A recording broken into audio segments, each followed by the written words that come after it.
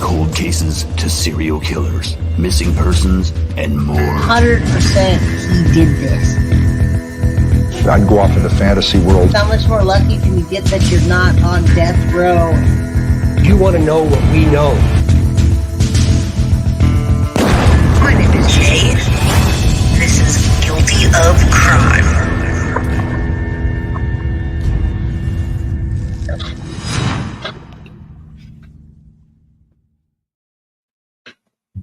Hello, everybody. It's Jay with Guilty of Crime. Saw somebody earlier say, guilty of crime says it all. And it does. It does. Definitely says it all. I want you all to know, a lot of these people on here, I started off with serial killers. And yeah, most people are guilty of crime. But did they get caught? We don't know.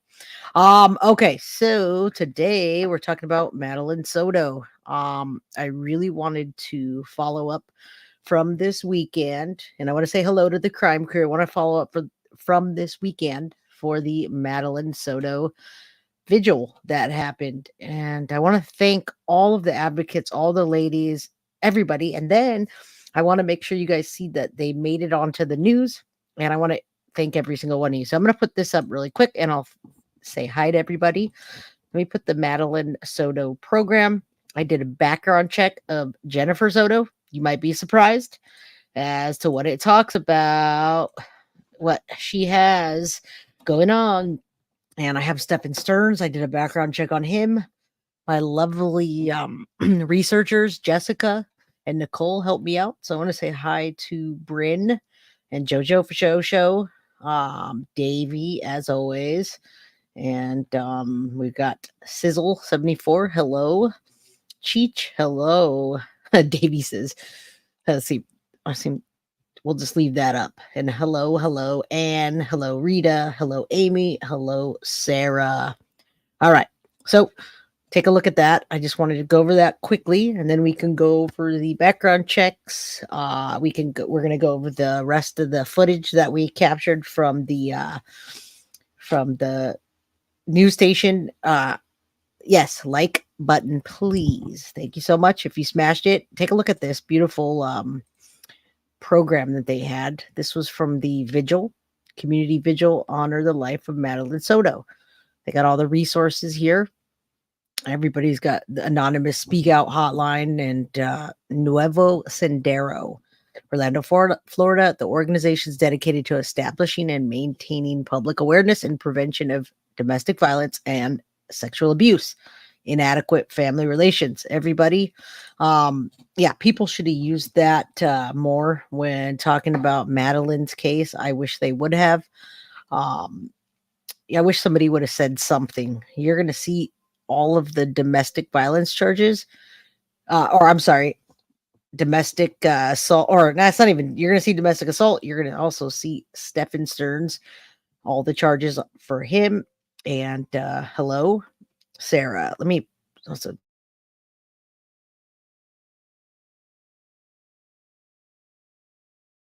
All right. Alexa had a timer. I had to quiet her down. All right.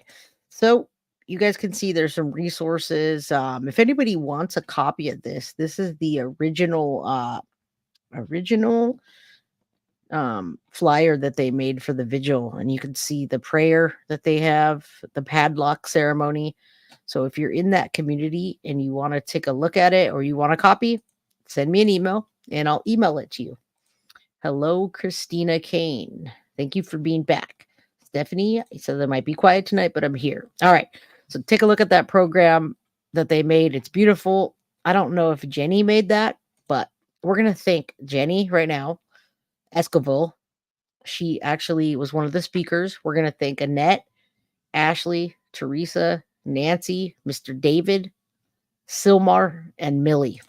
All right, we're going to thank all of them, and you're going to see them in the news, some of them. Ashley had an interview. She's the one that filmed for us. Hello, M. Hello, Sadie's mama, Missing Jax, and Carly. Thank you. Hit that like button, please. All right, there's the community flyer page for Maddie. I think I'm going to go back and forth here because I thanked everybody and I want to show you these people so you don't miss that they were on the news. And then, of course, beautiful Paula picked him up. So Paula from Plunder, of course, she jumped on it before we had a chance. But if you were here this weekend, everybody, guess what? We were the only ones streaming the entire freaking vigil. All right. We had the whole crew, and we were filming the whole dang thing. So guess what? We had it first. Paula clipped some of it. That's okay. We invited people to do that. She didn't show any logos or anything, so we didn't get any credit, but we know we were streaming that vigil. All right. Jennifer Soto knows more. Was Jen a good mother? All right. We saw the original video. There's more clips. Listen to Paula. We're going to see Ashley in here. She's going to thank Jenny. We had the original stream from the vigil. Remember that. If you were here on Saturday, we did it. We did it first. I don't know how I can excuse this. I don't know how I can excuse this. I don't know the whole truth, though. I need to hear more. I need to hear more to answer that question. Shannon Butler, WFTV Tonight. Okay, I wanted to go over these interviews with you really quickly. Well, everything I could grab so far from WFTV. So they are out of Orlando, Channel 9 in Orlando. They've been getting some great interview videos regarding the Madeline Soto case. So the thing is, they've got 90 minutes worth of interviews, but they're in snippets. They've been displaying them in snippets so far. I hope they end up publishing all of them. So now, since Madeline Soto's Biodad has come out, he's given his name. I'll say his name too, now that he's coming out for the first time speaking publicly. His name is Tyler Wallace, and I guess, and his wife, who is Madeline's stepmom and Madeline's grandmom on Tyler's side. I want to know the truth. I want to know all of the truth. I've only seen snippets from Tyler so far, just in case I'm missing any, but I've gotten what I can. So what we've learned so far is a bit about the whole complicated relationship, as the reporter called the relationship between Maddie and her biodad. Hopefully they'll get more into that so we can learn what that's about. Yeah, it was a difficult interview for him, but he wanted people to know about his daughter and even their sometimes complicated relationship. But this interview with Madeline's biodad, we learned that as soon as he found out Maddie was missing, that very next morning he was on the road. So he found out Monday, February 26th. Jennifer, his baby mom, as it was, because they were never married. In fact, it looks like a whole lot of court drama between them in the months after Maddie was born. But anyway, as soon as Jennifer called Tyler and said, hey, Maddie's missing, he's going to explain how he kind of waited around that day, just itching to hear information. Maybe they thought. So in case you guys missed it, the biodad was in the picture. He was behind the scenes. He's been in the picture. He was at the vigil on Saturday. Tatiana, which is his wife, actually spoke in the opening ceremony, and he's been there the whole time. Tyler Wallace was at Madeline Soto's funeral. He's been trying to get custody of her. He's been trying to see her, and Jen Soto has kept him out of the picture. Now, do you wonder why? I don't wonder why. I actually don't wonder why at all, but I know that she didn't want Stephen Stearns and her what was happening behind the scenes to get exposed. He's like, maybe Maddie was over a friend's house or something, and he was waiting and waiting and waiting. And since they couldn't find her that Monday, he jumped in the truck or the car, as it were, whatever he drives, headed all the way over from Texas over to Central Florida. He says the morning after he was told Maddie was missing, he got on the road and drove straight through from Texas to Central Florida, 14 hours looking for his daughter. The next morning, he got in his car and drove from Texas to Florida, only stopping for gas. But shortly after he got here, Madeline Soto's body was found in this rural area of Osceola County. It took him 14 hours, and he drove basically nonstop. He only stopped for gas. Hopefully, since they have so much footage, they have 90 minutes worth of footage, apparently. That's how long they sat down and spoke with Madeline's family. Hopefully, they'll put the full raw video on their YouTube channel. I can't find it yet. So there's Maddie's biodad, Tyler Wallace. Paula is struggling with the same thing we are, is getting that full 90-minute footage that was probably cut into, 20 minutes or whatever, but they haven't released it yet. So we're doing what we can to get it. And anybody that sees that, please email me. If you get a copy of the raw footage, let's play it first. We played the vigil first. We streamed the entire vigil. Nobody else did. They only got footage, but we did. I haven't found it anywhere. I think WFT has like a 6 p.m. broadcast, a 10 p.m. broadcast, an 11 p.m. broadcast. I missed the 11 p.m. last night. I was, watching phone calls from prison, that whole drama with the Nesto Williams case. I was falling asleep. So I think I've gotten snippets thankfully, from right after they did the interview. We spoke with him in just the past couple of hours, and he says he talked to his daughter on February 22nd, which was her birthday, and 2 days before she disappeared. A little bit of the 6 p.m. broadcast, a little bit of the 10 p.m. broadcast. So I'll play what I have throughout this video. Fair use. WFT has been pretty cool, I think, with us YouTubers using fair use. Unlike Univision, I had to go through all kinds of things, flipping their video and darkening it and zooming in, and I had it redubbed. And talk about transforming. I really transformed, thank God, in order to beat that copyright claim. But Shannon Butler, she is the WFT reporter. She asked all the right questions of Tyler. And Tyler, she said, has confidence that whoever killed Maddie, that person will be brought to justice. The public just has to be patient. Confidence that investigators will bring whoever killed his daughter to justice. Shannon, he certainly got to be frustrated and heartbroken. Yeah, it was a difficult interview. The last time Tyler Wallace saw his daughter was in October, but he said he did talk to her on her birthday. That was just days before she was reported missing. He said he had no idea it would be the last time. He told me it was Jen Soto who called him to let him know that Maddie was dropped off at school, but then never made it. So he got in his truck, came to Florida right away to help look for her. In the meantime, a man he knew was in his daughter's life was charged with sexual battery. Just as that news set in, Maddie's body was then found dumped in the woods in Osceola County. And he's urging the public to be patient. He has confidence that investigators will bring whoever killed Madeline Soto to justice. Apparently, Tyler is still in town. I don't know if he, left and came back. He's in town in Central Florida because they're having a vigil for Maddie. I was thinking to myself, I'll bet you Jennifer doesn't show up to that vigil. She's probably afraid for her life with. Guess what? If you guys were here this weekend, you would know if she showed up for the vigil. Did she? No, of course she didn't. She definitely didn't. And we are anticipating that. She was hiding out, everybody. The grandma was there, Yolanda, and the aunt. I don't know her name, but it's Jennifer Soto's sister and Maddie's aunt. She definitely did not show up. Jen Soto was MIA. All the anger and the ire that people are like throwing at her because they think she knew more about what was going on in their household. And what was going on? Well, there was a cordial relationship, the reporter says, between Tyler, Jennifer, and Stefan. Her dad told me today that he did have a cordial relationship with both Jen Soto and Stefan Stearns through this ordeal. But coming up at 6, we will have much more on what he has to say about both of them now and what he said his daughter's demeanor was in those hours before her death. Greg. Yeah, and your reporting has shown just some disturbing years before her death had happened to her. And the last time Tyler actually saw Maddie was in October. So I believe she means October 2023. And the last time he talked to her was on her birthday. So apparently Tyler had talked to his daughter Maddie on Thursday, February 21st. And by that Monday, Jennifer's calling him saying, our daughter's missing. We don't know where she is. Tyler Wallace had last spoken to his daughter on her birthday. He had no idea it would be the last time. So that's when he was waiting and waiting and waiting, and he couldn't take it any longer, jumped in his vehicle, came to Florida to try and figure out what was happening. It's so sad. The part where Tyler says, I just can't grasp it. How did you find out?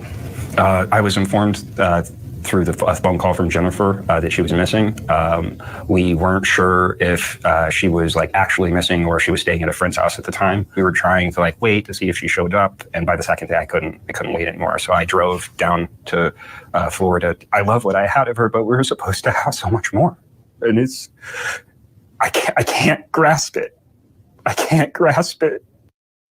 He repeats that. I just can't grasp it. He just can't even understand what happened. Of course, he doesn't have all the details. He's visited police. Tyler met with Kissimmee police about their ongoing investigation. He doesn't know what happened. Perhaps WFTV will publish the whole raw video with Maddie's dad and her stepmom and her grandma. So if Paula from Plunder doesn't have it, we don't have it. But we were on it first. We saw it as it came in, the wonderful crime crew. I think JoJo for Show actually sent it to me first, and I played it right from the news station. So they didn't release it. They've only released more clips of it. And Paula has the clips, but we don't have the full interview.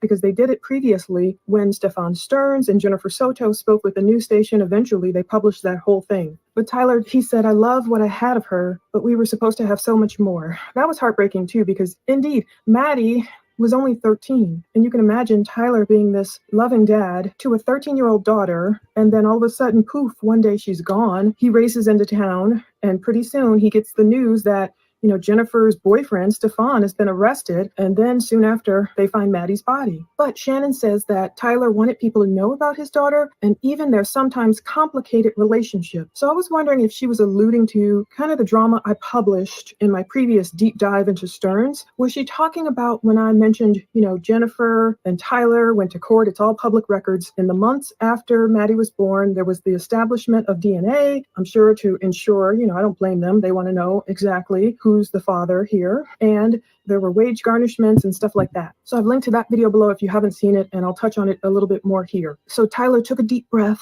when Shannon said to him, "Tell me about your daughter." Tell me about it. Doesn't Maddie look so much like him? She really does. All right, let's listen to him, but they look so much alike.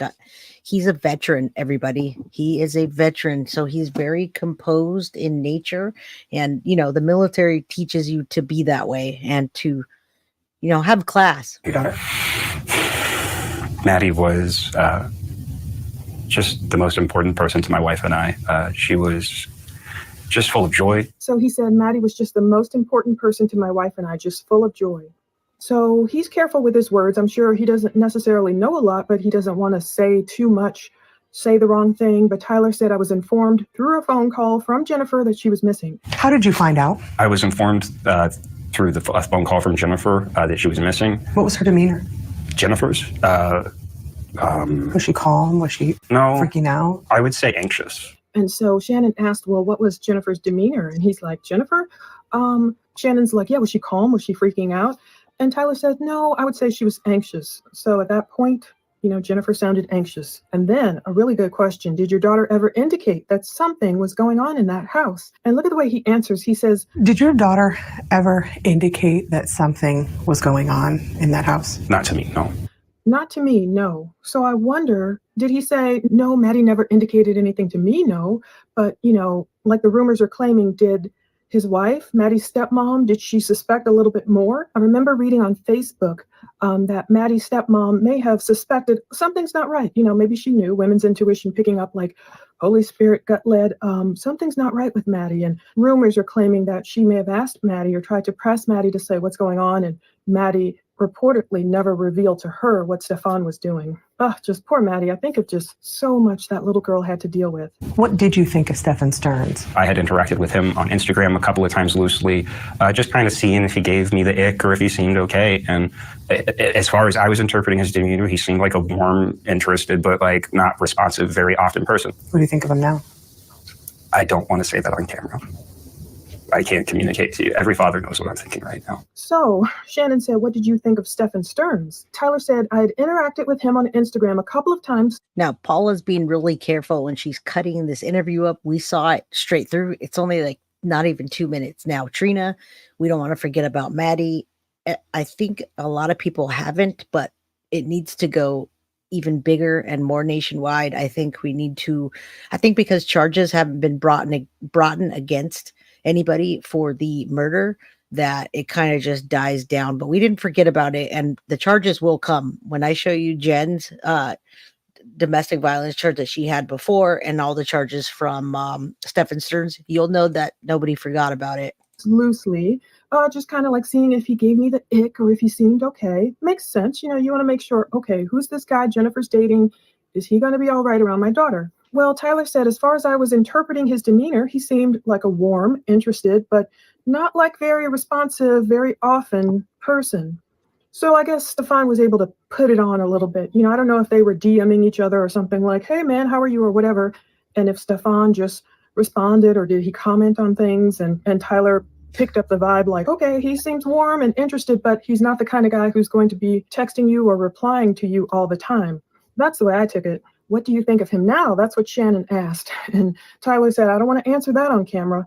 I cannot communicate to you." I can imagine. "Every father knows what I'm thinking right now," he said. And yeah, I can imagine what he's thinking. I wouldn't even want to know what he's thinking. Just the anger he probably has against Stearns, and maybe even unwarranted anger against himself for not picking up, for not pressing Matt. And I don't know if they battled. I don't know what the custody arrangements were like. I don't know if Jennifer kept Maddie from him and his wife. I think there were some rumors claiming that. So I don't know, did Jennifer make it difficult or not for Tyler to see Maddie more often? And if Tyler and his wife, were they given the opportunity to see Maddie more often? And if so, would Maddie have felt comfortable? Like, let's say if they had the kind of relationship where Maddie could have gone and spent the whole summer in Texas with her dad and stepmom, well, then that might have given her a break and ample opportunity to tell them, open up to them about what she'd been going through. And so I don't know if that ever happened. And I feel sad Maddie didn't get. All right, you know what? I have the other video of the latest one. So this one has Jenny on it. This next one, this was the one that they played before they could find it. So let me put that one on just because I got everybody in chat now and I want you to see this. I want everyone to see lovely Ashley and I want you to see Jenny, that they're thanking her. Paula's thanking her. They've got the interview, or they've got the stream from the Vigil. All right, let's watch it. Was there something that concerned you? Was there a sign? Did you think something was wrong? Not really, no. I didn't know. I didn't know. I just wish she would have told me. We had her. Happy birthday to you. Maddie's not here to speak for herself. You are here to speak for her. What do you want people to know? All right, that was Maddie's aunt, and now we're back on the dad. Okay, I got everyone in here. This is the latest update from Channel 9. Lots of new clips. Jenny's on there. The advocates are on there. Let's say a big thank you. After all this is said and done, there's probably a few It's not things. fair. Okay, we're seeing more of the interview with Madeline Soto's biological dad. He spoke with Channel 9 WFTV, and also this is Tyler Wallace, her bio dad, and it's heartbreaking. Also Tatiana Wallace, her stepmom. It's so heartbreaking. So that point where the reporter Shannon Butler asks, did you know, did you have an inkling? She asked her, did you think something was wrong? Did you see a sign? And Tatiana says, not really, no. She's saying she didn't know. She's saying, we didn't know. I just wish she would have told me. Oh, it just makes me want to cry. I feel so bad for them, and especially when Tyler starts crying. I'm going to let you watch all the snippets I caught. I just want to tell you really quickly, discuss it a little bit, make it fair use, and I'll put the links below where you can go watch WFT, all the video they have. The things we've learned, though, we've learned that It's fair use, Paula. It's fair use. Even the stream to the Vigil is fair use. We appreciate you. Tyler Wallace's attorney has gotten Madeline's ashes from Jennifer Soto. He and his family are headed back home. They went to the Vigil. I'll play some clips from the Vigil at the end here. Yes. Courtesy of this woman, thankfully, who was able to catch the video. Courtesy of this woman, Jenny Mendez, thankfully, who was able to catch Madeline Soto's memorial video. But let's talk a little bit about what...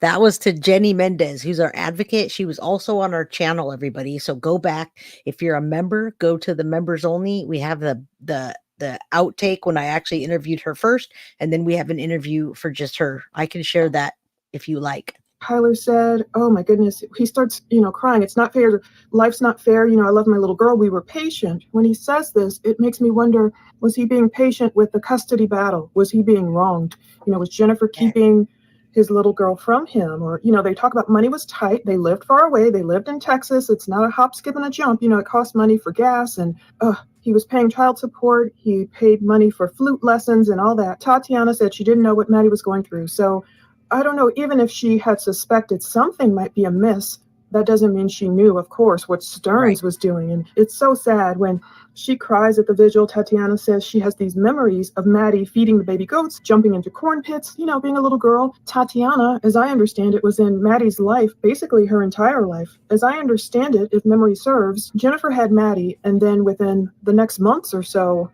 I believe Tyler and Tatiana got married. So that means if she was seeing the baby from the beginning, it's like just knowing her whole life. And she just wishes Maddie had opened up to Tatiana. At that point where the reporter Shannon leans in, and it's almost like Tatiana's whispering, and she says, we had her in October, and Tatiana is saying, oh, we just had her, we just had her with us. Months ago in October, I'm assuming Maddie must have been in Texas, and that feeling they must have of if we could have just kept you with us, if we would have only known, I'm sure they would have broken every law they could have to never send Maddie back anywhere near Stearns, but they just didn't know. Nine investigates why he says he was blindsided by Madeline Soto's death and how he's seeking closure. This weekend, Madeline Soto's father visited the site where his little girl's body was found. And tonight, we have more of our exclusive interview with Tyler Wallace. Good evening. I'm Martha Sigalski. I'm Darlene Jones. Investigative reporter Shannon Butler sat down with him to talk about his daughter, her death, and the man investigators have called the prime suspect in her murder but have not arrested. She's live here in the studio with us. And Shannon, quite an interview. Yeah, Tyler Wallace did not put any restrictions on the questions I could ask him, but he did ask one thing of me, to talk about why he had no idea his daughter was going through what she was and why he doesn't want other dads to suffer with the same regrets. Tyler and Tatiana Wallace saw Madeline Soto in October of last year. I've always wanted to see her more. We were supposed to have so much more. Tyler and Tatiana Wallace saw Madeline Soto in October of last year, and they had no idea it would be the last. She meant everything to us. The couple kept in touch, paid child support, and gave a little extra for things like flute lessons. But because they lived thousands of miles away from Madeline and finances were tight, they rarely saw her. Was there something that concerned you? Was there a sign? Did you think something was wrong? Not really, no. I didn't know. This video is kind of dark, but I think Plunder is doing that. She must be doing that so she doesn't get taken down. Recently, she got taken down for a Fair Use Act not being usable. So sorry about that. We'll get it later. I just wish she would have told me. We had her in October. And I just wish she would have told me. I would have taken her away from that. It's something that will haunt her father forever. I just wish I could have seen her more. I wish I could have had her more. And I struggle with that. I will always struggle with that. And Tyler's saying we were patient. We were taking our time. So he thought he had a lot of time, of course, with Maddie. Assuming he's thinking, maybe he's talking about, maybe he was fighting the good fight of faith. Maybe he was trying to do things correctly through the courts or whatever. Maybe that's what he means. I don't know. By our belief, we were doing everything right. So he was probably trying to I'm not going to kidnap Maddie, go against the courts and just keep her here in Texas. He was trying to do things correctly. And he thought he had a lot of time. And he's saying there is no rest of her life. There's no making up for it. There's no improvement. It's just done now. He seems so wise, but Tyler is saying, look, he's even looking at himself of what he could have done differently. This is to help other dads out there. And he's saying it not in a way where he's guilt tripping himself, but he's saying it in a way, what could I have done differently for this outcome? All of us would think that way. Oh, he wishes he could have seen her more. He wishes he had her with him more. And he's still being kind to Jennifer. Thank God Jennifer turned over Maddie's ashes. I don't know if they split the ashes or I don't know what happened there. But Tyler's saying he doesn't know the whole story yet. It's painful just to be in that state of waiting. So he's waiting to understand, and he's going back and forth, flip-flopping, speculating. He doesn't know. The truth is, I don't know how I feel yet. It's hard. It's flip-flopping. It's speculating. That takes a toll on you. But I don't feel right sending mobs and pitchforks. That's so kind of him to still give Jennifer, look, I'm going to give her the benefit of the doubt. I don't know what happened here. He's not, publicly telling everyone, go get her. How dare she? All that. So he's helping other fathers struggling to have relationships with their children. So that's another clue. He's struggling for whatever reasons. We don't know the reasons. We don't know if it was Jennifer's fault. We don't know.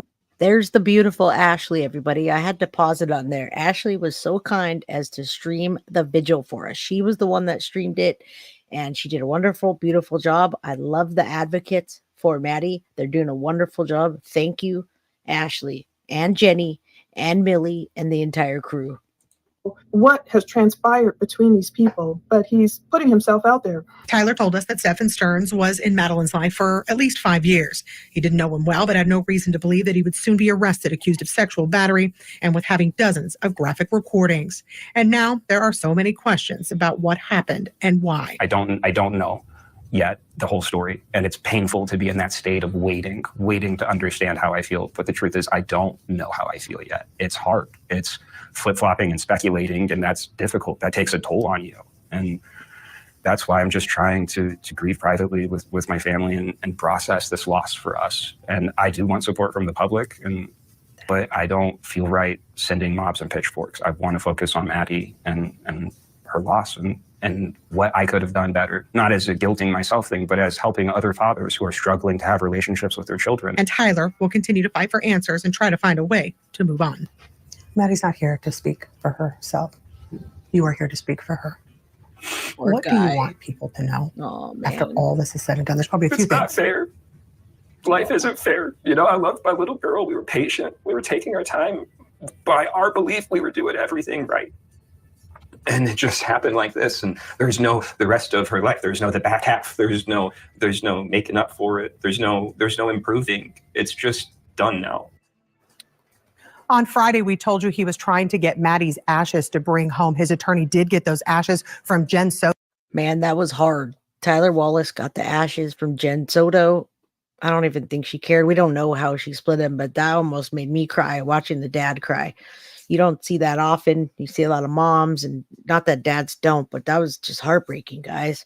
All right, let's keep on going. He got Maddie's ashes, which is heartbreaking in itself. Soto, actually, he and his family are headed back home with those ashes and a whole lot of heartache, darling. So I'm still checking the court records, and I did see there's an update on Stearns's docket, and it's just amended information, but we don't know what. There's some kind of amended information on his court docket. Let's see here. Oh, and also, Tatiana did confirm to someone on Facebook, none of Jennifer Soto's, the maternal side of Maddie's family was at the vigil. So you could expect that. You know, Jennifer wasn't there, Grandma wasn't there on Maddie's mother's side. So we see this amended information dated 4/11/24. You know, we were thinking, could that be the murder charge? But I don't see that added yet. He still only, I say, has 60 charges. And in a criminal case, it says an amended information is a formal revision or addition to the form or substance of an information that occurs at any stage of the proceeding. Amendments can involve adding, deleting, or correcting information. For example, a prosecutor can amend charges against a defendant at any time before trial, including changing the date of the offense, the named victim, the elements of the crime. The prosecutor can also request to update the charges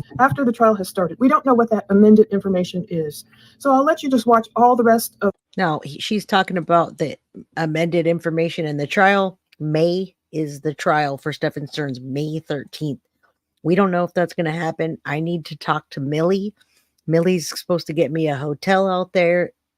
We got to see if it's happening in what county it's happening in, everybody. So we don't know that information, but yes, I want to get out there if I can. I want to make sure it's happening so I can cover it for you guys. Of any other little snippets I can gather, please go visit WFTV to watch anything. I'm assuming they'll just keep playing these snippets. I don't know when or where. Maybe 6 o'clock I grabbed.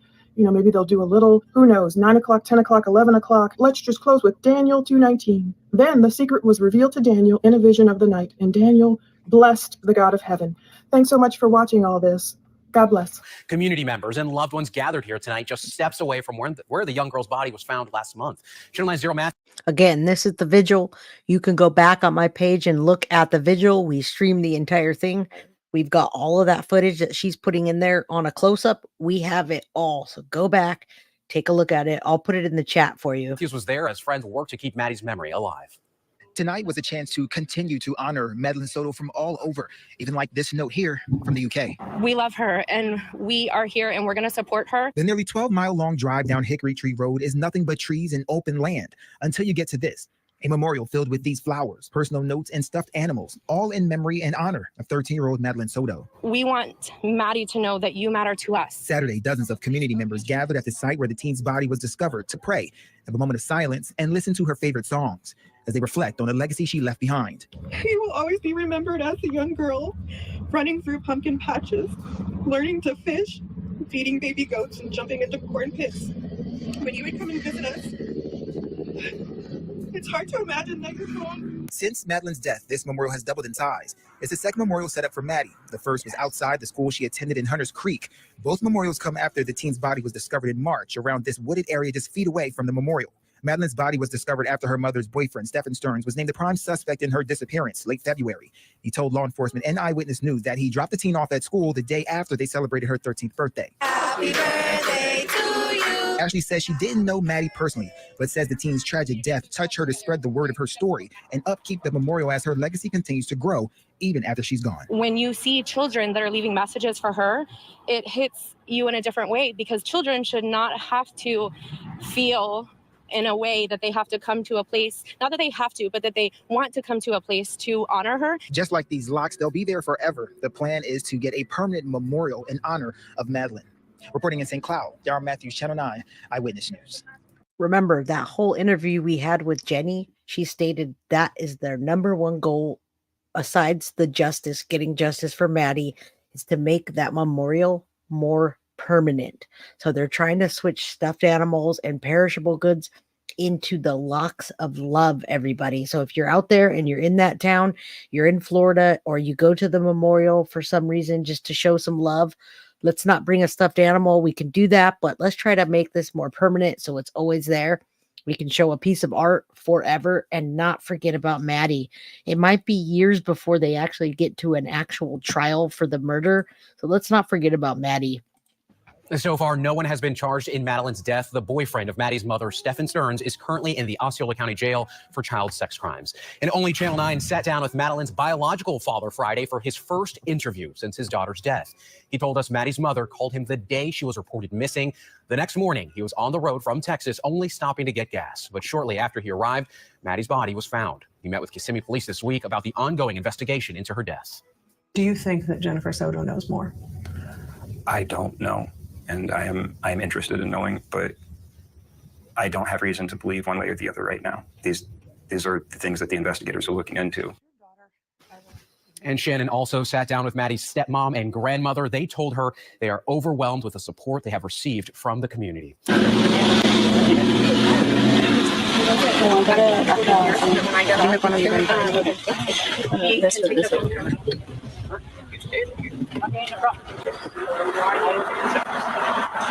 Jenny. That's Jenny, everybody. We met her. We talked to them. We talked to all those ladies behind the scenes. So go back and watch that, please, and support them. No, like.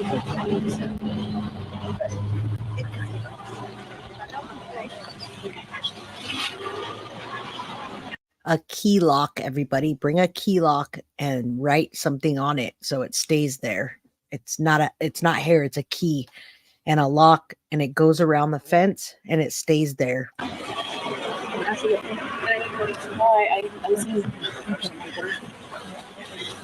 afternoon, everyone. Thank you for accompanying us, whether you're here in person or from afar.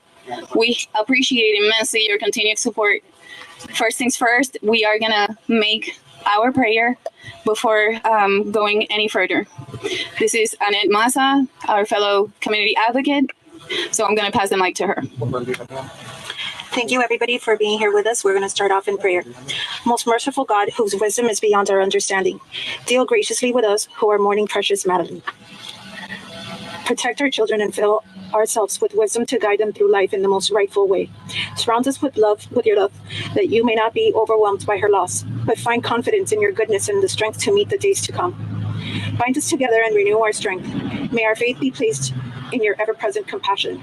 Thank you all for all that you do for us. Through Jesus Christ, our Lord. Amen. Amen.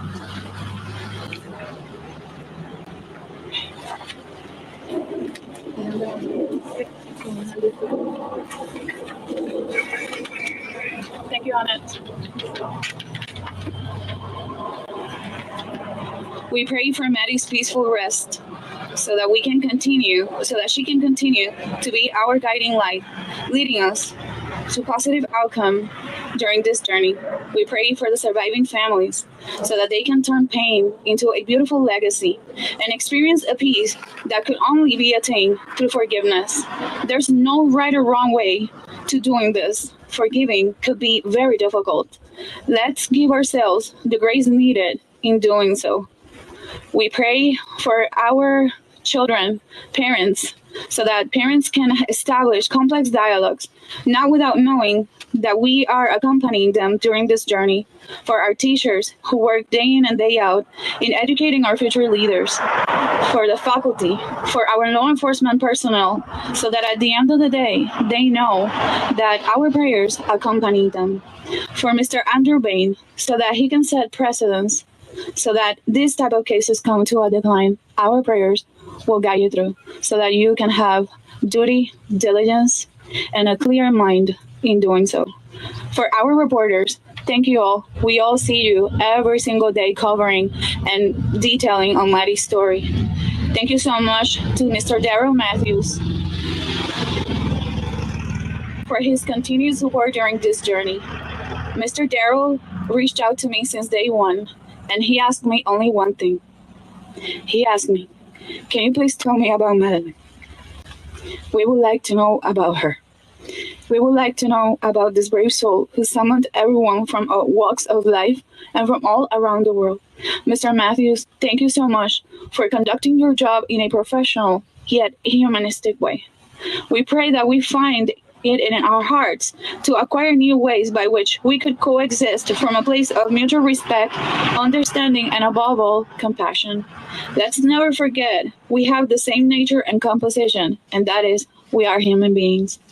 That we do not have to know one another to love and support each other like never before. Now, if we can ask you to please face the memorial and take a minute of silence in honor of our precious Maddie.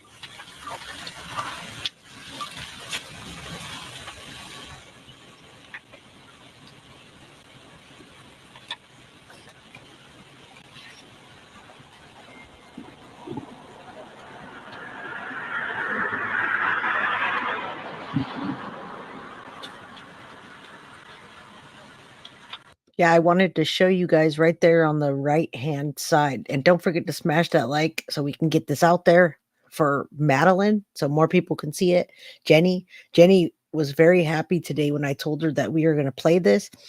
I don't even think she knew that Plunder True Crime had credited her. If you look down here at the bottom right, it says Jenny Mendez, Vigil video credit. She was filming for us. Ashley was filming for us.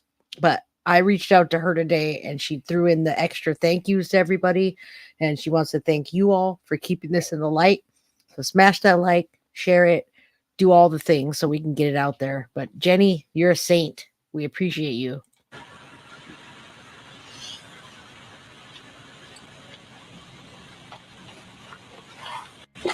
Now we're going to pass the microphone to our fellow community advocate, amazing, and one and only Ashley. Hello. A message for our community. To the community who's come together during this difficult time, your diligent response, thoughts, prayers, and items have all been greatly appreciated. Your love and support for Sweet Maddie is something that is much needed throughout this process. It restores our faith. It strengthens us. During such an unimaginable time, as we look around, we are reminded of the power one could find in pain. Maddie has brought us together. There is nothing like the human factor. We have mourned and shown support in various ways, lending our shoulders and ears when we break down. We have come together as a community to honor Maddie's short but impactful life as we patiently wait for justice. We inherited this legacy we can only hope to carry with diligence and love. Maddie became a protective entity for our children. Let's never forget that. While nothing will ever take away the emptiness, burden of pain, and loss, it does help ease some of our grief knowing Maddie is free and she is loved like never before. I'd like to call that victory. Beyond the courtroom tenets, beyond any shattered dream, a life robbed, Madeline will be immortalized through the positive changes that are and will continue to take place in protecting our children and our future. Thank you immensely to each one of you for all that you have done, for the vote of trust and sharing your personal survival stories with us. Thank you. None of this would have been possible without your support. Moreover, the thought of having to— You guys remember that on the vigil when someone drove by and yelled, "We love you, Maddie"? They all loved her. This turnout was huge. Again, thank you, Ashley, for filming this for us. These ladies are wonderful. And, they do this every day.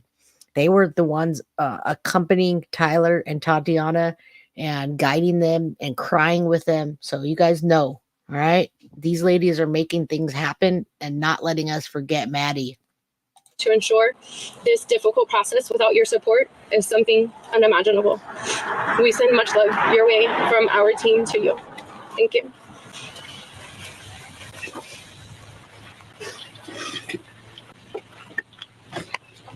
Now we are going to pass the microphone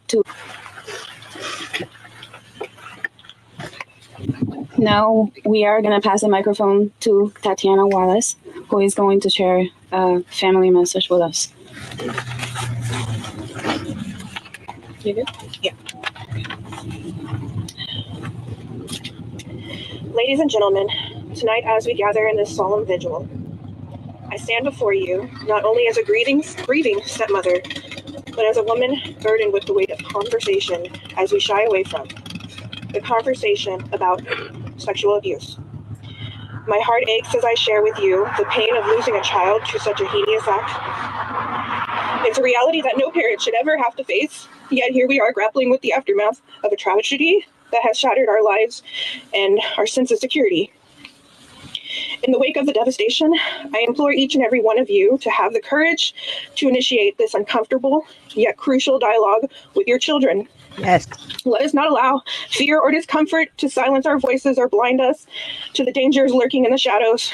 Our children deserve to know that they are loved, valued, and most importantly, believed. Let us teach them to recognize the warning signs, to trust their instincts, and to confide in us without hesitation. Let us empower them with the knowledge and the resilience to protect themselves and their peers.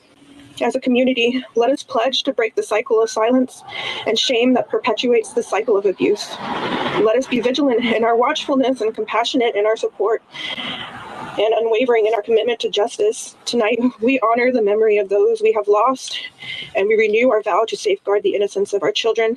May their spirit guide us in the journey of healing and advocacy. As a daughter, Madeline embraced her role with grace and warmth, effortlessly weaving herself into the fabric of our family. Despite any challenges she faced, Madeline approached life with... This is Tatiana Wallace, Tyler Wallace's wife, and Madeline's stepmom. Put in the comment if you guys just say yes if you were here on Saturday and you watched this with us as we streamed. We had a front-on view, and we started with a lot of this stuff that she's showing right now. So just, hit the like, hit it, say something in the comments if you got to see this with us on Saturday. All right, let's keep going. Tatiana Wallace, Maddie's stepmom. Unwavering optimism and resilience. Her laughter echoed through our home, brightening even the darkest of days. I will miss brushing and braiding your beautiful long blonde hair and letting you dig. And letting you dig through the immense amounts of skincare and makeup palettes. You were and still are the light of my life. I am so blessed to have known such a sweet soul. You will always be remembered as a young girl, running through pumpkin patches, learning to fish, feeding baby goats, and jumping into corn pits. When you would come and visit us, it's hard to imagine that you're gone. You had just received your gift from Daddy and I.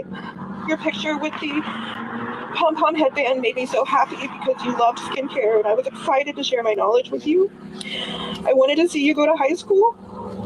We were supposed to pick out your prom dress when you turned 18 and see you walk across the stage at graduation. You will never get to experience college, engagements, marriage, children, and my heart aches knowing you will be forever 13. We were robbed of seeing you create such a beautiful future. Daddy and Tati love you so much. And peace, baby girl. We will see you later. Madeline's memory will forever be cherished by all who had the privilege of knowing her. So she may no longer walk among us. Her spirit will live on in the countless lives she has touched. Let us find solace in the knowledge that Maddie's legacy of love will endure for eternity. Rest peacefully, sweet Madeline. Knowing you were deeply loved and will be profoundly missed, we will continue fighting for you until we draw our last breath. Thank you so much for everybody who put this together, for my family, and for Madeline. Thank you so much for the tireless nights that the law enforcement has put together. Thank you.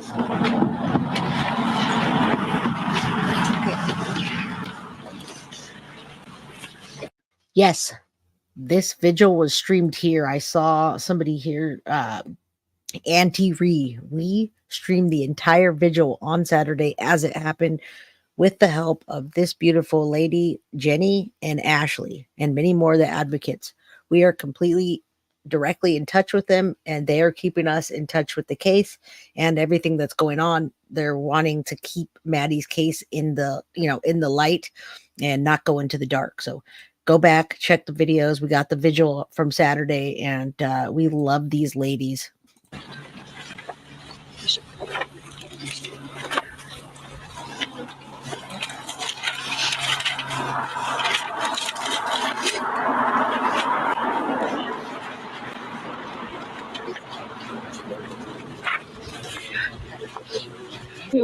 to thank the property owner who selflessly provided a safe space for the community to come and pay their respect and show their love and sympathy for Maddie. I understand that as a property owner, you have your operations and you have been so kind.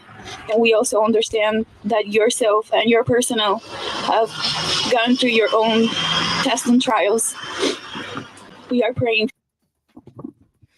Oh, she didn't show the thanks to us. That's okay. We have the footage, everybody. So she didn't show that part. We have the entire footage, and she thanked us. She thanked some of the news stations. She thanked she thanked Gray Hughes as well. So thank you to Gray Hughes for that, and everybody else that helped. We got a shout out. We love her. We want to support her. If you want to support the channel, all you have to do is hit that like and subscribe button, and you can share. You don't have to spend a penny. Just support us. I have more to show. Where's Jennifer? Why is she not attending these events? Well, you tell us. Let me show you something here. While I leave that up, I'm gonna go through it quickly so I can not show the information. But I have Jennifer Soto's Truth Finder report, and somebody shared that with me. And, I looked into it, made sure it was legit. And yeah, we have information here about Jennifer Soto and her background. We looked up her and we looked up Stephen Stearns. So I want you to see this. Jennifer Lee Soto. She's 35 years old, born October 1988. She has known aliases: Jennifer Leal, Jennifer Lee Soto, Jennifer Gonzalez. Let's not show her family or addresses or anything, but I'm going to go down to the important part. You can't see any of this stuff. I'm sorry, but you can see her criminal and traffic records, everybody. So I want you to see that. It's important. It's not like she's some crazy, like, mad woman going around getting arrested all the time. But I do want you to see that she does have a domestic violence record, a couple other traffic tickets. But yeah, the question has been, where's Jennifer? Why didn't she go to the birthday party? Why didn't she go to the funeral? Why didn't she go to the vigil? Why hasn't she been at the memorial? Why hasn't she been anywhere? Now, this is confirmed from the advocates that they haven't seen her anywhere. She hasn't been anywhere. The only time that they've ever seen her is on somebody's ring cam. After the murder happened, she was walking around the neighborhood, taking a walk.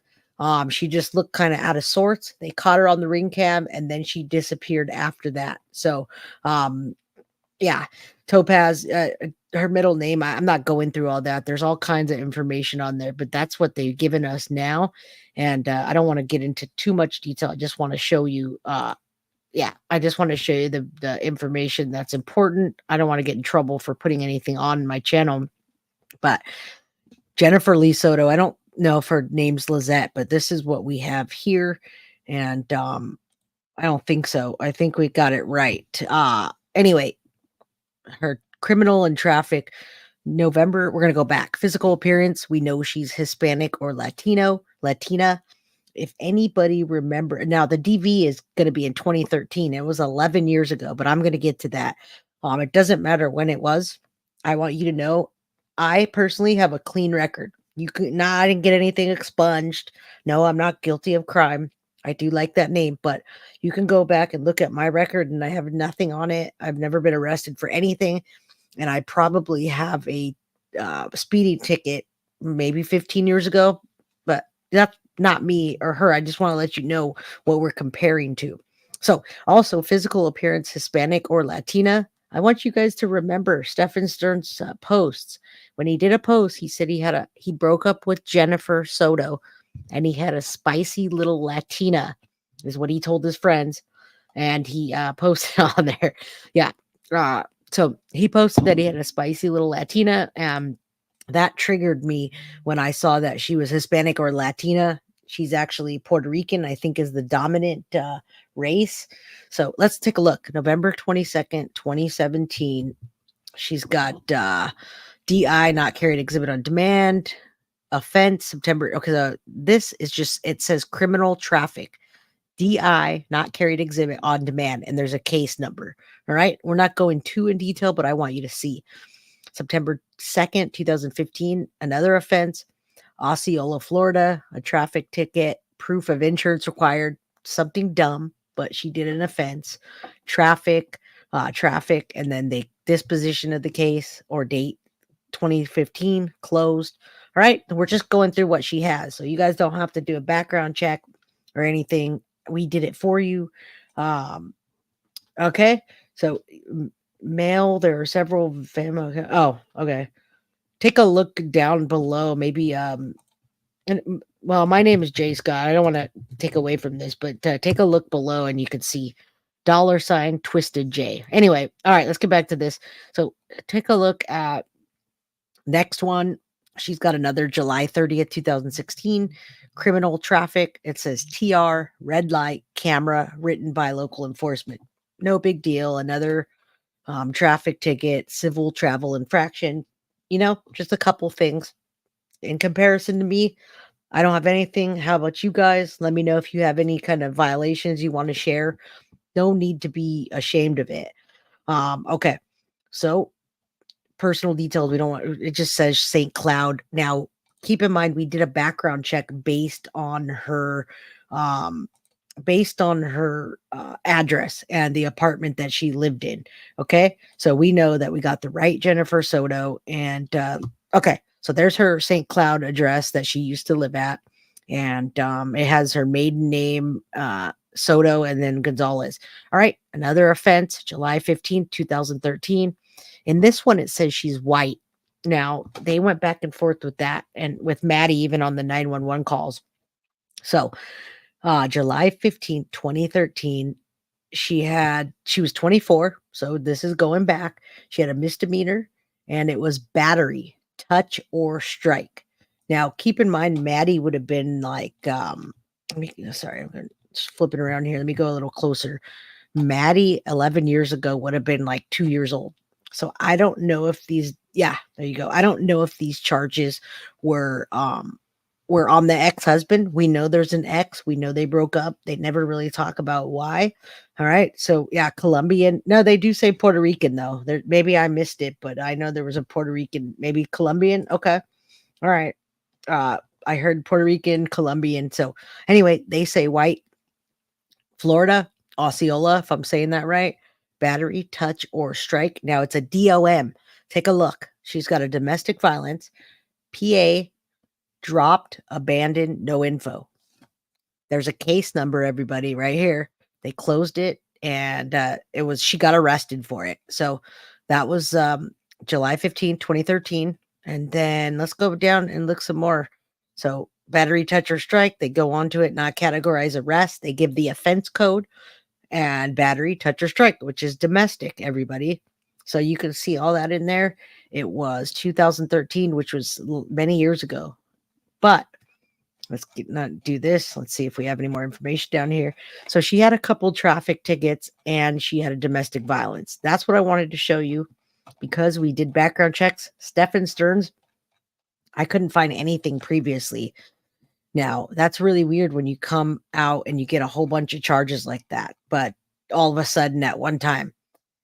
Now, that goes to show you that's my name, guilty of crime. I say, are you guilty of crime or did you not get caught, right? He probably just didn't get caught, everybody. There was no way that he came out with the 60 charges and never got in trouble for his whole life. He did not get in trouble. He didn't do anything. So we're going to take a look at Stephen Stearns next. Bobby, you say her and Stern was making money off the video. I'm picturing Maddie. Well, you don't even go to your own daughter's funeral. Yeah, everybody's upset about that. I agree. So anger issues from BPD, possibly failed relationships, common denominator. Thank you, Melissa. Yeah, I had a speeding ticket too, but like 15 years ago. Yeah, Davey, I had a hard time with that too. So at least Jennifer Soto, we could see a pattern here. Even if it was 11 years later, we could see that she had a domestic violence. Something was called out. Maybe it was with her and her ex, but she got caught for it. Okay. So she got caught and that's what matters at the time. But now she's under a microscope and we're looking at her. So there's some possible aliases. Jennifer Lee Soto. She's October 1988, 35. You guys could certainly do a background check. It says Jennifer Leal. Maybe she had another alias, everybody. There's some possible emails for her. There's her Instagram, mama.moon18. She probably changed it by now. Different Instagram users are URLs, mom life, lifestyle, my daughter, my life, DM for collabs. There's her Instagram, Facebook, and a bunch of other get paid to I don't even know, a bunch of stuff. I imagine they're probably not even working anymore. So yeah, look at I don't even know what that is there, but let's go back. All right, so I bet you she closed down all of her social media. Yeah, there's nothing even on there. So, all right, we're going to stop sharing that. I'm going to go to Stefan Stearns, and please hit that like button, everybody. Like, subscribe, share, go back, watch my other videos, show your support. You don't need to pay anything. Just hit the like. If you donate, I'm certainly happy and I appreciate you. Yeah, it's not a coincidence that she has DV in her past, everybody. I don't believe in coincidences, okay? So, and why would she have aliases? That's a good question. I don't know. I mean, it could be a nickname, but an alias sounds like she's trying to hide something. So, KJ, I think a lot of kids don't confide in their parents in that way when it comes to some sexuality or sex thing, and especially not in her dad or anyone, because it's uncomfortable to talk about that. Many people don't talk about that until they're ready, but when they're young, they really don't want to talk about that. So I think she loved her dad, but Jen didn't let him have her the way he wanted to and be in her life because she was hiding something. All right, let's look at Stefan Stern. He had no record. He went from 0 to this, everybody. I'm not going to say sexual assault 60 times, okay? I'm going to say it the one time, and then you're going to take a look here. So there's the Circuit Court of Osceola. If I'm not saying that right, let me know. Osceola County, state of Florida. Florida versus Stephen Michael Stearns. There's the case information, case number, and then we have the division, okay? And we have the sexual battery on a child under 12. I'm not going to read that 60 times, but you can see that Stephen Stearns went from 0 to that, and I'll scroll down so you can see more. So that means they got video and pictures from before Maddie was 12, obviously, and then after. So you see 1, 2, it's the same charges over and over. Then we get to number 9, and it says with the child, and then it says familial custodial authority. This one says capital, and then this one says child 12 to 18. So there's the difference between the 12-year-old, and then this must have been after. So, I mean, read in between the lines, everybody. Read in between the lines, please, and look at these charges. All right, let's zoom in a little so you can see it better. All right, so we got the same ones over and over. And then we get to 14, lewd and lascivious molestation. Okay, 25-year minimum mandatory. I don't know if this is the first time you guys have seen this. It's not the first time I've seen this, but I wanted you to see this. What Stefan Stearns went from 0 in his background check to this. And June, you're right. Many kids don't tell anyone. They don't understand it's not their fault. Even older people like us, when something like that happens, they don't understand that it's not their fault. So everybody now, hear me. It's not your fault if something like that happens. So please get it out there, okay? All right. We're assuming Maddie was the only victim. Right now, they've confirmed it, but it's through the grapevine kind of rumor. So we don't know. All right. So a bunch of more lewd and lascivious molestations over and over and over. Unlawful possession of materials depicting sexual performance by a child 10 or more images. So now we got that over and over and over again, everybody. He went from nothing to that. Okay, just over and over. We're on 41. We're just repeating this. Can you imagine the officers that had to look through this material and watch the videos and look at the pictures? I had a nightmare the night that it happened, and that was enough for me. So over and over and over and over and over. Okay. All right. So Andrew Bain is the prosecutor. Yeah, those are not first offenses. And you're right, Stephanie. Those are absolutely not first offenses. All right. Let's read a little bit more. We'll see Andrew Bain, the prosecutor, and then we can move on to the next thing. All right. Look up lascivious. I don't even know. Lewd. You know what lewd means, right? So let me give you the definition of lascivious so you can hear it from the definition. Lewd and lascivious. Lascivious means feeling or revealing an overt and often offensive sexual desire. He gave a lascivious wink. So lewd, you know what that means? Lascivious just means like of a sexual nature, of the nature that like it said, lascivious. Feeling or revealing an overt and then often offensive sexual desire. I don't know why they choose that language, but they do. All right. Let's finish looking at this. Okay. Andrew Bain, state attorney of the 9th Judicial Circuit, prosecuting for the state of Florida in Osceola County, by and through the undersigned designated state attorney under the oath, charges that Stephen Michael Stearns, a person of 18 years of age or older, on the 19th day of June in said county and state, in violation of Florida statute 794.011, committed a sexual battery upon a female identified as, we now know that is Maddie, a person less than 12 years of age, and furtherance thereof, Stephen Michael Stearns with his, I'm trying to cover that on there. I am not going to read that, everybody. If you could read that, then good for you, but I'm not going to read that out loud. All right. Yeah. We're just going to say Stephen Stearns is a pig and the devil. All right. So I'm not going to read that. I'm just going to go through here. Count 2 again. Yeah. Awful stuff. If you don't need to read it, don't. All right. Over and over. There's 36 pages of this, people. Now, keep in mind, there were 60 counts. So for every single one, there's something in there. There's something, creepy. It means creepy. There's a description for every single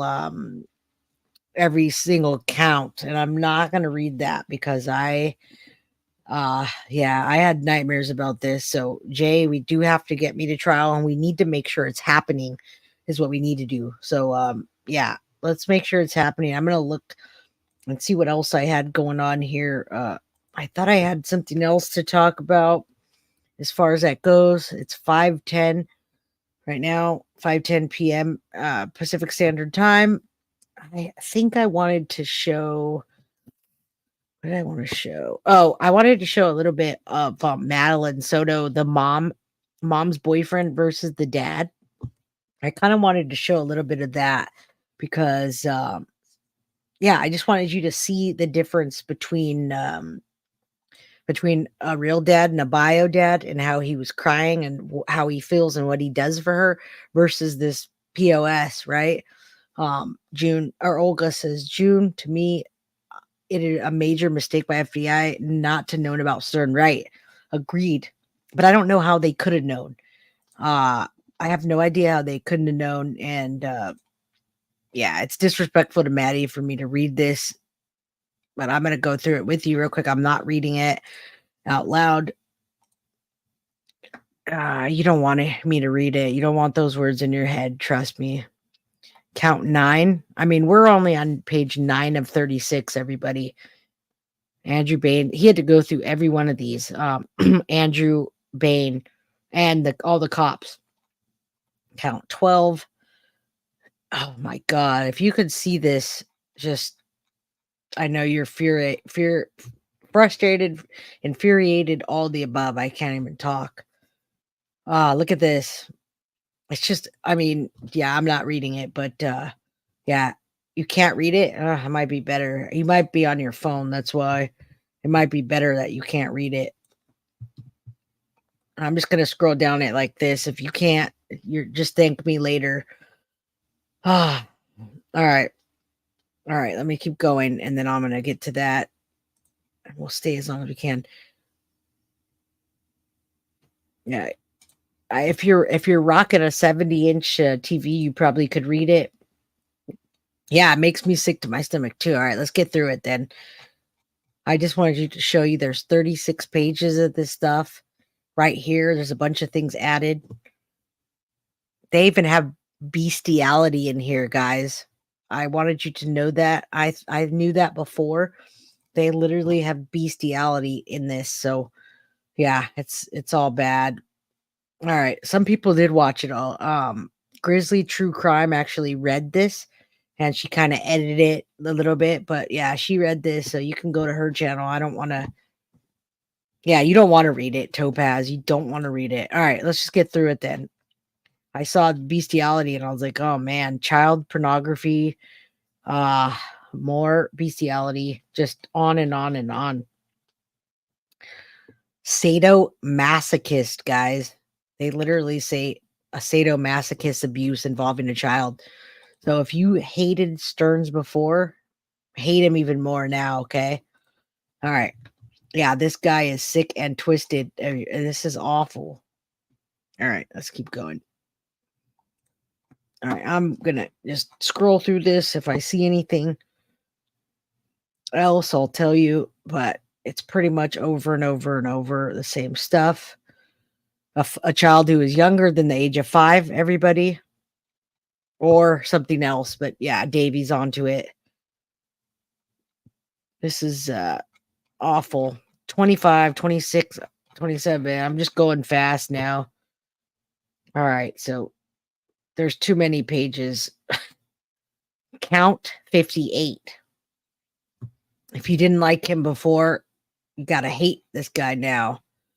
All right, we finally got to the end of it. So there you go. The state of Florida, they dated it March 11, 2024. They signed it and they stamped it, and we're ready to go to trial. So if you wanted to know what trial was May 13th, what trial's about, now you know what trial's about. Yeah, he is a demon in the flesh, Topaz. I agree. I agree. All right. Jen knew there's something which occurred from 12:29 a.m. when the POS was on Telegram. And I'm glad you brought that up, David James. I wanted to bring that up as well. That's been rolling around in my head and bothering me. It's awful. And I wonder what it is that what happened. Gothic Brinax, I guess. Gothic Brina. I couldn't imagine having to be a parent and be the attorney who had to look at the evidence and then write the affidavit and describe each count and what the description is. I agree. I only read a couple of them and I woke up in a sweat and I was just having a bad nightmare. So, I don't know if it's going to be televised. I'm still trying to figure out the trial, when it's going to be, what county it's going to be in. We're all trying to do that. So, all right. So it says he will not be able to make it in the population. Prisoners don't like. Yeah, I agree. All right, let's look at this a little bit, everybody. I like to show my favorite YouTubers and then the ones that hold weight to something. So let me pull this up a little bit and see what we can get in there. Let me pull this up. You already heard his voice, the fantastic Vinnie Paulton. We're going to play it for a little bit. And we're going to tell you what Madeline's dad versus the mom's boyfriend versus the dad. What a difference. Huge difference. Very big. Absolutely huge difference between mom's boyfriend, the so-called stepdad, and Madeline's actual father, who spoke with WFTV Channel 9 down in Orlando. Yep. Everybody's talking about that. And I want to talk a little bit about what he said. Also, I think we'll take a look at the ride that Stephen Stearns took with the deputy. We'll fast forward that yet on we this, did live stream. So I figured we'd take a look at that as well. Let's just. But what a difference! What a difference! There's he did a few things that he said in that interview with Shannon Butler, who's been on my show on Court TV. Yeah, and it's nice to hear everybody's take on this. So we heard Paula's. I'm telling you, we saw Tyler go like this. He said no, that he didn't know if Jen knew, but he was saying yes. So let's hear what he says for a little bit. We won't watch the police transport because we already watched that. Bunch of times, getting great information down there. We worked together years ago down in Orlando. The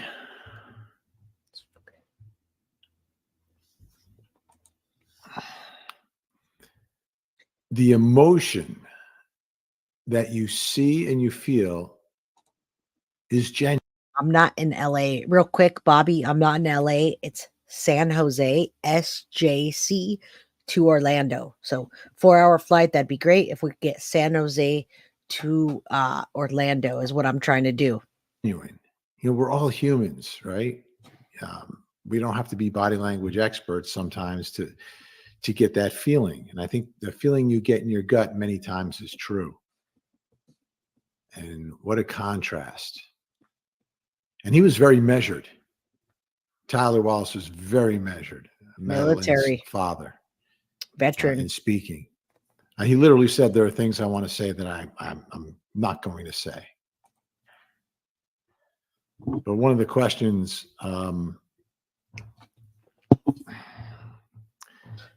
he said, every father knows what I'm thinking right now. Every father knows what I'm thinking. When asked about Stephen Stearns. Say that. And yeah, you know what all of us fathers are thinking. Yeah, tell me, everybody. At that moment is that there's a level of rage, anger. Anytime anyone has ever acted out on one of your children, but your daughter, and it was an adult. I don't know if you've ever been in that situation where you suspect, and it may not be to this extreme in what Stephen Stearns was doing, but just any adult approaching and doing something. Listen, before we're just listening to Vinny's thoughts here, and I'm talking with you guys. So, Gothic Brina, if you could find out which court it's in, it would be helpful. The advocates are trying to find out so they can get me a hotel. I will pay for the rest of the flight, whatever is not donated. And so far, I got like $120 or more in donations, so I can get out there. It's just me figuring out what is going on. And if it's going to happen and whatever. So let's listen to Vinny's thoughts a little and I'll talk to you guys in chat. To your child, whether they're saying something or whatever it is, however minor versus how drastic what Stephen Stearns is accused of doing. But you look at when someone does that to your child as a father, and if it's your daughter, there is a feeling of rage, absolute rage, anger. You need to control yourself. You need to take a moment. But to me, what we heard from Tyler Wallace was the truth. And I don't know how much more he knows than the rest of us know. Honestly. I don't know how much more he knows from what he said in that interview. I don't think he knows a lot. There was parental alienation in that case, everybody. And I think he has his suspicions, but he's very composed and he doesn't want to compromise the case. Now, Ann Smith says, my ex died on death row in a Florida prison in Railford. I wonder if he'll get the death penalty. We're not even trying for murder yet, guys. So these are the sexual assault acts. Yeah, it's very small compared to it's not small, it's a lot. So it's 60 times whatever they're going to give him. So he'll probably get life. I don't think that they do the death penalty for that, but let's try to get the death penalty for the murder case. He was asked obviously about Madeline's mom, Jen Soto. Yeah, he did. What, does she think she's involved in any of this? And he said, I don't know. I'm interested to know. Thank you. There are things investigators are looking at. These are the things that investigators are looking at. I don't know if you got that directly from investigators. It's what all of us have suspected from the beginning based upon the statements that didn't make any sense. Let's see if he shows any of his talking. No. We do want to hear you, Vinny, but I also want to see what. Thank you so much. Oh, we saw that already. All right, let's go. We've done almost like 800 in the last two lives that I did. So I appreciate that. Okay. Kate, this guy's the worst of the worst. Oh, thank you so much, Kate. Exit 145. That's my exit. That's my exit. It's my old exit 145. All New Jersey viewers have to put their exits up there. Kate, yeah, I'm West Orange, 145 to 280 West. Let's see. I don't know why he's going over I've heard here. people. You know what I'm going to do? I'm going to show you guys, just in case you weren't on this. I want to show you the interview, and then we can talk about it a little bit. Vinny, I had him on the other day. Not on my show. I wish I was watching him the other day, and his thoughts made more sense. But now that we've gotten further into it, show up to class at Hunters Creek Middle School.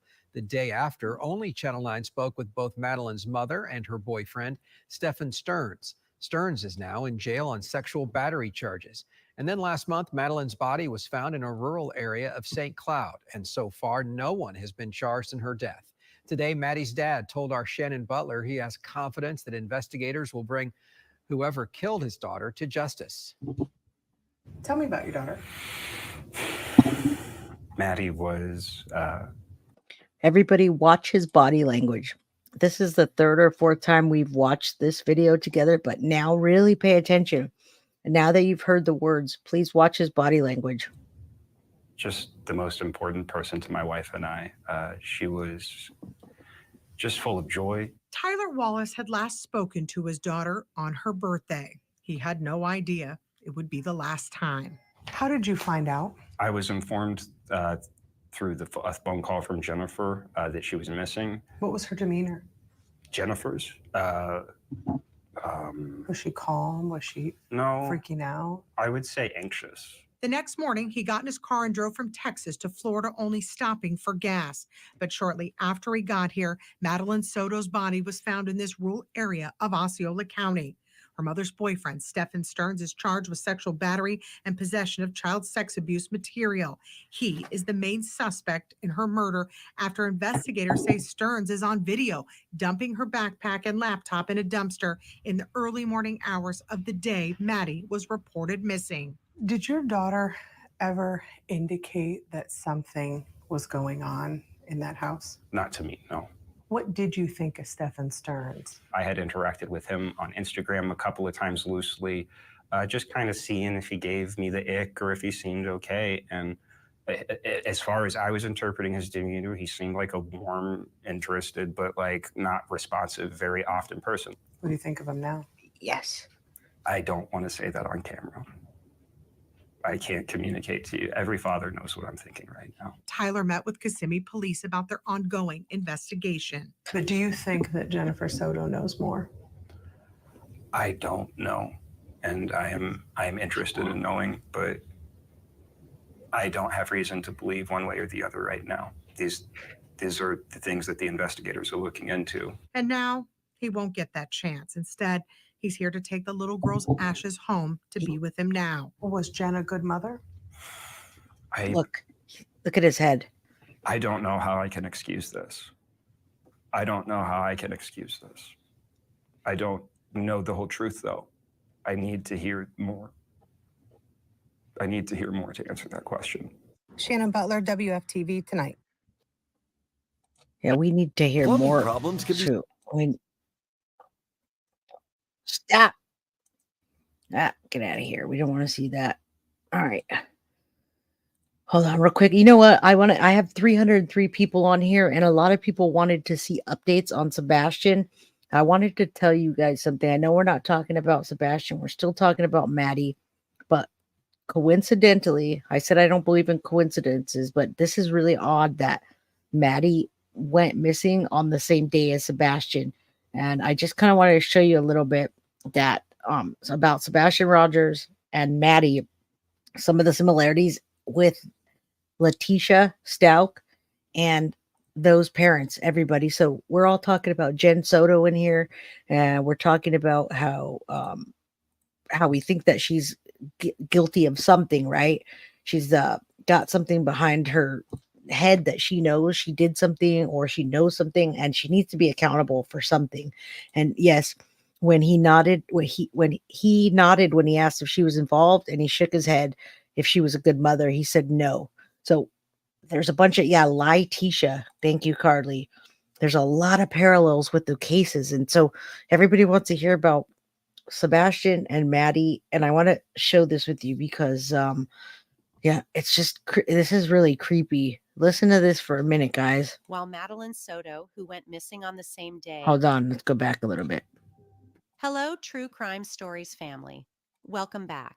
Subscribe to As time them. passes by, we are becoming more concerned about Sebastian's disappearance. He has been missing for over a month now, while Madeline Soto, who went missing on the same day, has been found. The remains found in Kingsport, Tennessee, belong to an adult male. It wasn't Sebastian. It's truly unfortunate that TBI is failing to keep Seth in the loop regarding the case and is now angry with him for speaking out about their poor communication. It's important for all parties involved to maintain open and transparent communication to ensure a fair and just outcome.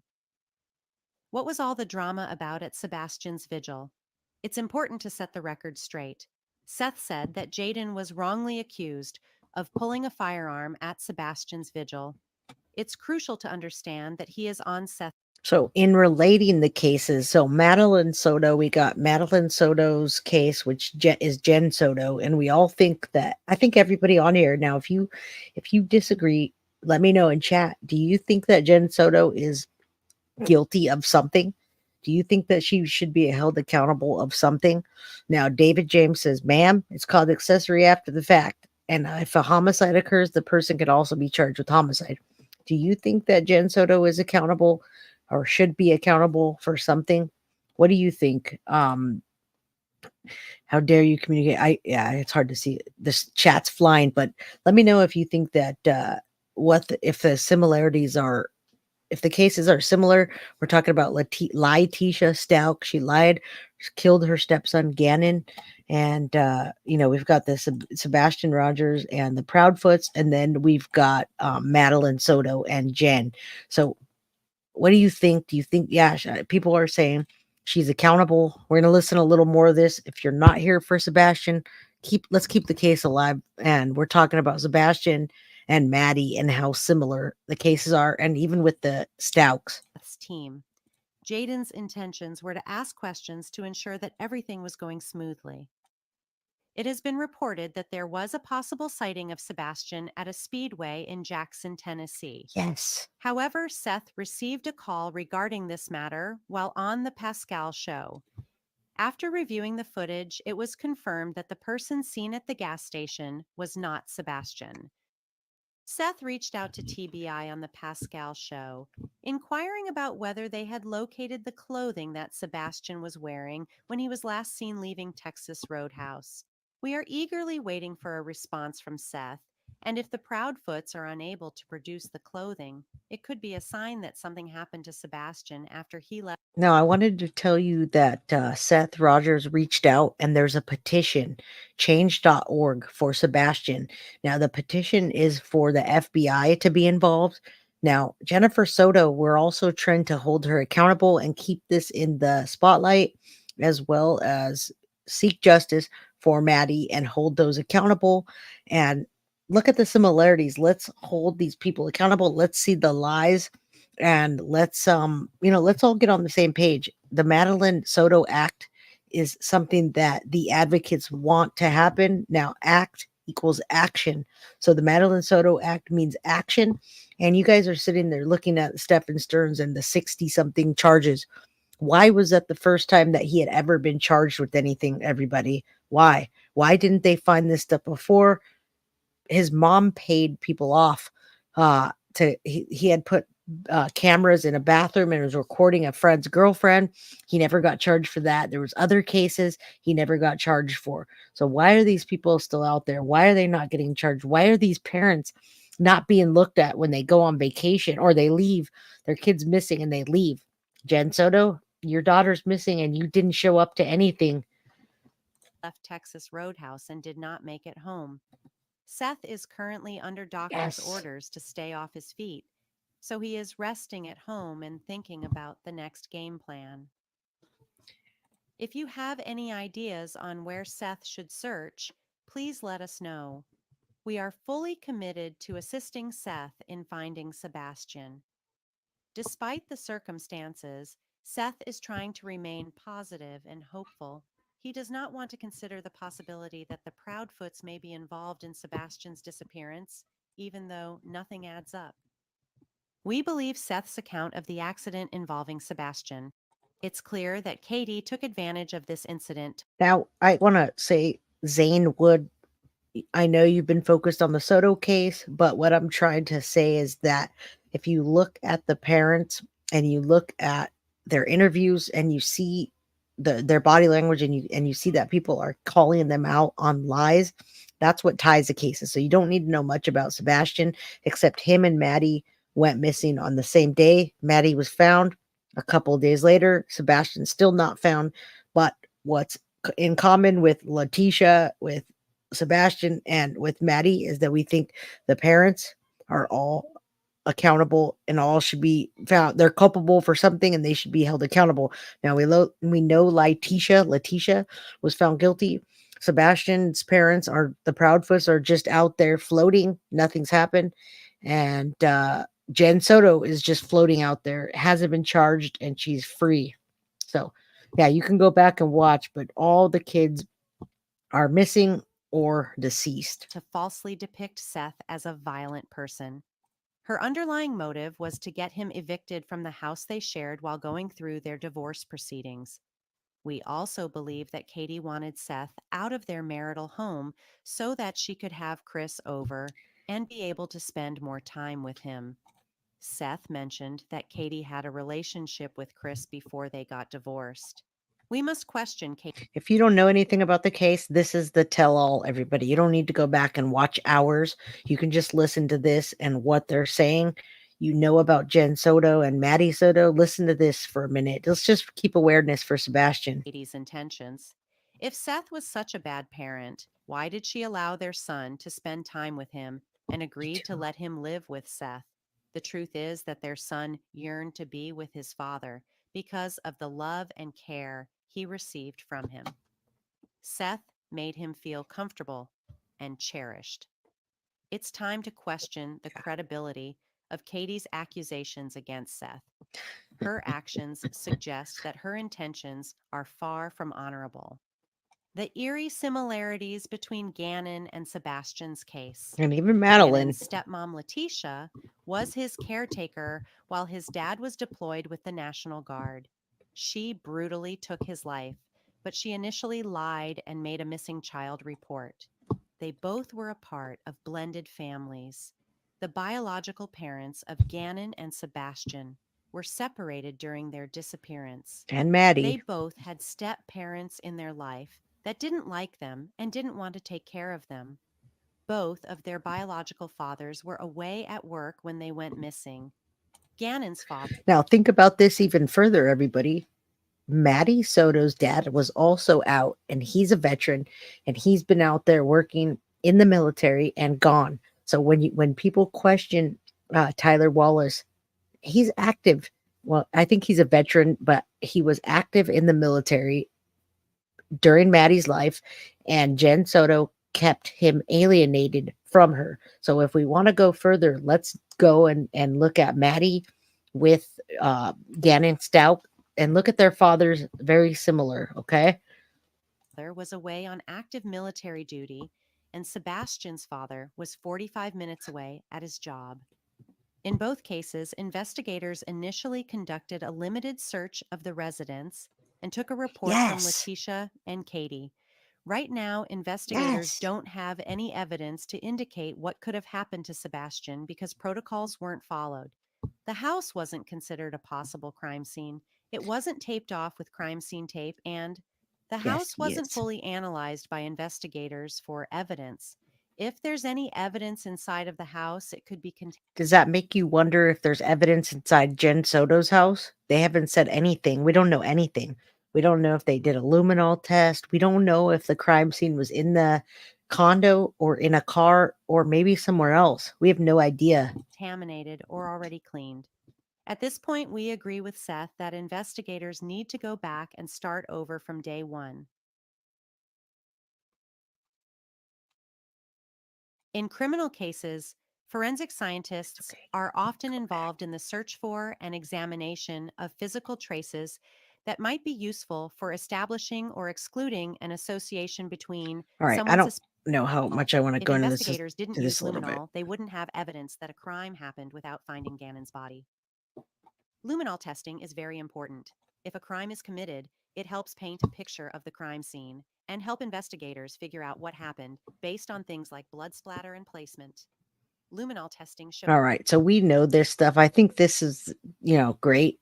It's I just kind of wanted to show you the similarities between the cases. I don't really want to play this episode. I don't know much about true crime stories, but I definitely wanted to paint a picture of the cases and talk about the similarities and keep everything in the spotlight. Okay, so I don't know that channel. I don't want to get pulled down. Some people missed the show. I don't want this whole episode to be gone. Joyce says Jen's not allowed to leave the country until the investigation's complete. I don't doubt that. However, she should be behind bars right now. And that's what I do think. Both boys have special needs. Well, yeah, I guess here was what ties them together. Why does everybody's parents say they're autistic, they got ADHD, and they use an excuse for the kid? They have some kind of excuse on the kid's behavior. Does that say anything to you? So let's go with Maddie. Let's go with Sebastian, and let's go with Gannon Stalk. Let's talk about how they bring their behavior problems into it. Somebody that's not guilty doesn't tend to put something else on the child. They would go more with they're loving, they're sweet. I don't think they would sit there and talk about special needs. It seems almost like they're not highly functioning when they start talking about that. It's really weird. Yeah, we can all do a better job than the FBI, everybody. You guys are amazing at the true crime community and social media and YouTube and TikTokers are doing a fantastic job of keeping this in the light. Madeline, Sebastian, and, Gannon got justice, everybody. GCal77 says, just sign the petition. Fingers crossed. Thank you, Jay, for keeping us updated. Thank you guys for coming here. You're pushing the content. People are seeing this. And hey, that's how I got hooked up with Jenny and the Advocate crew. They reached out to me and asked me to be the voice for Maddie, stream the Vigil, take a look at the memorial. So thank you. They would have never reached out to me had I not had this show. Zane, yes, the parents are pushing focus off of them. They're pushing focus off of their parenting, and they're putting focus on to their victim blaming. Yeah, I couldn't have said it better, Tamra. Trauma affect children. Can't blame that on ADHD. I agree. Victim blaming. Damn, guys, like this is what I'm trying to tell you, and connecting the cases and seeing clearly that Jen Soto has culpability. I think Sebastian Rogers' parents do too. Rogers, yeah. Where's the 16,000 with the GoFundMe? Thank you, David, for bringing that up. I wanted to tell you that the advocacy group is not using a GoFundMe right now, and you're absolutely right. The Soto family obtained over $16,000 for Madeline Soto to help lay her to rest and many other things, and the money is gone. Like the GoFundMe, they stopped it, and we don't know where that money is. So we're not doing donations via GoFundMe. If you want to donate something or put something out to the family or to the memorial, you can contact Jenny or me directly, and I'll get to them. Okay. Not money, but just let me know if you want to donate something to the family. All right. She retained an attorney and probably been advised to not further speak to the news media. I agree, but I'm glad you brought that up. There's Jenny's email. She's the advocate. You can reach out to her directly. She has direct ties to Tyler Wallace, Tatiana Wallace, and all the family that is being involved with this. I am that I am, and how strange that the stepmother displays such powerfully sincere emotions. Yes, Yes, you guys are great that you see this. Yeah, if you saw you saw this right now, but if you saw the vigil, it started out with Tatiana and a powerful statement where she started crying. All right. She was crying and she cared for Maddie more than Jen does. Hasn't done anything. All right. So emotional pain I feel for sweet Maddie's overwhelming, and we all should. Yeah, a lot of the services were free. The funeral services were given for free. Being cremated was a very low cost. It's a lot lower than burying somebody, everybody. It was an open casket, it was a cremation. I don't know if it was. I'm not gonna say that for sure. Yeah, she's gonna need a lot more for a lawyer, but her mom and her dad financially support her. Jennifer Soto's parents bought her the condo, everybody. So the condo that Jen lives in now is funded by her parents. All right. So I wanted you to know that. Somebody brought that to my attention and we looked, and the condo is in fact under Jen Soto's dad's name. So as we're wrapping this up, I got 269 people. Hit that like button. We've been an hour and 40 minutes. Thank you so much. Thank you, Charlotte Salazar. Thank you. I appreciate you saying it's a good channel, great content. We try to keep it that way. I try to keep the conspiracy theories down. I appreciate them from other people, but I don't want to have a conspiracy theory channel. I want to have the real facts, and let us solve these cases together and watch the trials. Jen Soto's parents, yes, JoJo for show. Jen Soto's parents support her. Stephen Stern lives off of Jen Soto and his parents, and they both lived off of her parents and his. So, let me listen to Zane. Another theory I have with Jen and Stefan got on drugs, judging from their dwindling appearance. Maybe they've done it for the hope of death benefits. Yeah, we don't know about the benefits at all. Unfortunately, I wish we knew if there was a life insurance policy, but we don't. Thank you, Barbara. I appreciate you. Keep watching, keep liking, keep sharing, keep all of that stuff. Yeah, no. All right. So yeah, we're wrapping down, people are starting to get out of here. And Zane, all theories are good ones. I don't want to put that out there just because what I think I already said the other day. I think Jen Soto might have walked in on Stephen Stearns and Maddie after the birthday party, and there's a possibility she's more culpable than we think. She might have even done some asphyxiation or strangulation, but it's just my theory, and just whatever leads me to believe that, because of information that I've received behind the scenes that I can't really say who told me anything. So out of the dark always will come to light. I agree. And Barbara says, I think people are winding down. Yeah, I don't know if she planned it. We're gonna see. I don't think it was planned, Olga, because why did Stephen Stearns dump Maddie that way, right in plain sight and sloppily? Maybe because the flat tire. I don't know. Yeah, it's all of it's just not just your theory. I've always believed was how. Yeah, a lot of people are telling me that, Melly Michelle, and that's the reason I'm saying it, is because people are telling me information that I didn't know before, and I can't use their name, so I'm just using my own. Guilty of crime in chat just subbed. This is my second time here. Sheila, you missed a whole hour and 43 minutes. Go back, watch, go to the rewatch crew, and take a look. Thank you for subbing, and thank you for being here, Jojo. It's called Murder of Passion. Yeah, we don't know because nobody's confessed. That could be, but I don't know if she's going to even say anything. Sadie's mama, you're funny. I ran out of spoons for the week. Yeah, me too. All right, everybody. I appreciate you. I love you. Thank you. If you missed a bunch of the show, go back and rewatch it, and like, subscribe. Sheila Wilson, you just started. You can tell right off you're good at you. Thank you. I'm very new at this, so I could use improvement always. We love our replay crew. And let's see, one more. Jay, have you heard about the Seminole County carjacking in Florida? I haven't, but if you have information, please email me at guiltyofcrimebyj@gmail.com for anybody that has that. Okay, Look at my email below. And don't forget to subscribe if you haven't. All right. Thank you, Melissa. I'm going to play this and we're going to be out of here. Guilty of crime. I want to thank you for watching. If you enjoyed my content, please share this video, like, and subscribe.